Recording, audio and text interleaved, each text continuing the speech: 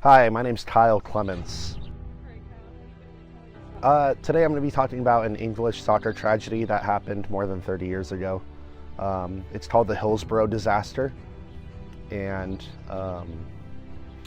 it was an FA Cup semifinal, which is a pretty prestigious competition played between Liverpool and Sheffield Wednesday at the Hillsborough Stadium in Yorkshire, England. It was a pretty big event, so there were a lot of fans there, even some who didn't have tickets. And David Duckenfield, who was the chief of police for the game, and the constable, let an extra 300 to 600 fans into the stadium, even though they didn't have tickets, which caused a human crush and killed 96 people. Duckenfield and Thatcher then covered up the event, saying it was the fault of the Liverpool supporters who were drunk and unruly, and even said they pickpocketed their own dead. 2 days after the event, The Sun, which is a magazine publication, came out with a headline called "The Truth" about what happened, but instead of taking the side of the Liverpool supporters, they took the side of Thatcher and Duckenfield and reiterated the false claim that Liverpool supporters had basically done this by themselves to themselves and killed their own. So the Hillsborough inquest, which was a trial, began only a year later,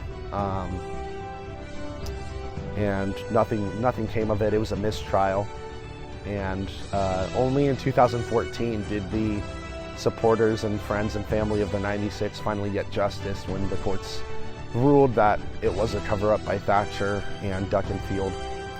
And still nobody has sat in jail for this. Nobody has done any time or even been on any sort of probation for this. So Who do you think should be spending time? I think Duckenfield, the constable, the police constable who let the supporters in, even some who didn't have tickets, should be behind bars, obviously.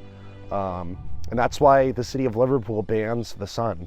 To this day, they don't allow The Sun in any of their, any markets that are on the street, any little mom and pop shops. Nobody, even bigger corporations who may sell newspapers, nobody carries The Sun in Liverpool anymore.